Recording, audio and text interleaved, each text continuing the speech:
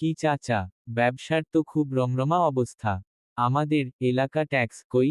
আজ মাসের 1 তারিখ, মনে আছে তো? বাবা রকি, কাল রাতে আমার নাতিটার খুব জ্বর হয়েছিল। সব টাকা ডাক্তার আর ওষুধে শেষ হয়ে গেছে। আজ মাফ করে দাও বাবা। ওসব অজুহাত আমি শুনতে চাই না।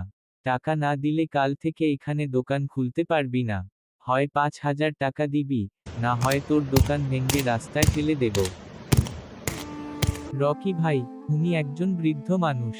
সারাদিন কষ্ট করে যা আয় করেন তা দিয়ে ওনার সংসার চলে। ওনার ওপর এভাবে জুলুম করছেন কেন? আরে বড় ভাই এসেছেন জ্ঞান দিতে।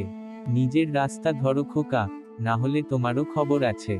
এই এলাকায় থাকতে হলে রকি ভাইয়ের নিয়মেই থাকতে হবে। রকি ভাই, আপনি কি জানেন চাঁদাবাজি করা একটা দণ্ডনীয় অপরাধ? আমি আপনার এই অপকর্মের ভিডিও সরাসরি পুলিশের কাছে পাঠাচ্ছি। এলাকার মানুষও এখন আর আপনাকে ভয় পায় না।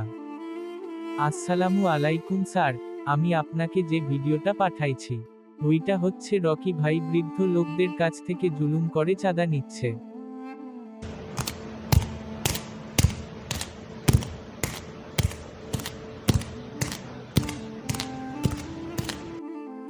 রকি, অনেক দিন ধরে তোমার বিরুদ্ধে অভিযোগ আসছিল। আজ হাতে নাতে প্রমাণ পাওয়া গেল। নিয়ে চলো একে থানায়।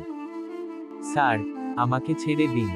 আমি আর বৃদ্ধ লোকদের কাছ থেকে জুলুম করে চাঁদা নেব না। এবারের মতো আমাকে মাফ করে দিন, আমি আর এমন করব না।